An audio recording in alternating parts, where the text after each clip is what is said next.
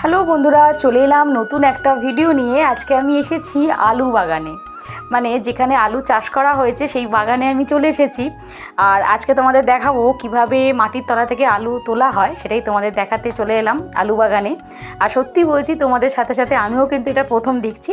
মানে তোমরা হয়তো অনেকেই দেখেছো, কিন্তু আবার অনেকে দেখোনি, কিন্তু আমি কিন্তু এই প্রথম সামনাসামনি দেখলাম যে কিভাবে মাটির তলা থেকে আলুগুলোকে তোলা হয়।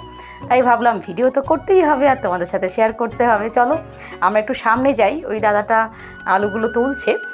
চলো তোমাদের সামনাসামনি গিয়ে দেখাই। এই দেখো, সত্যি আমার কিন্তু এই ভিডিওগুলো করতে করতে অনেক কিছু নতুন নতুন জিনিস আমিও এক্সপ্লোর করছি, যেগুলো আমি সত্যি আগে কখনো সামনাসামনি দেখিনি। ভিডিওতে দেখেছি কিন্তু সামনাসামনি দেখিনি।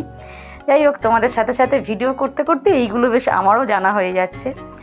আর এখানে যেমন আলুগুলো তোলা হচ্ছে, উল্টো দিকে আলুগুলোকে বস্তাবন্দি করা হচ্ছে ওটাকে বাজারে পাঠানোর জন্য, সেটাও তোমাদের দেখাবো। আগে তোমরা এগুলো দেখো যে কি সুন্দর করে কোদাল দিয়ে দিয়ে সরিয়ে সরিয়ে আলুগুলোকে তোলা হচ্ছে। এবার চলো, আলুগুলোকে তোলা হলো। এইবারে ওই সাইডে একটা দিদি বসে বসে আলুগুলোকে বস্তার মধ্যে মানে বস্তাবন্দি করছিল, একদম বাজারে পাঠাবে বলে। ওই দিদির সাথে অনেকক্ষণ কথাও হচ্ছিল।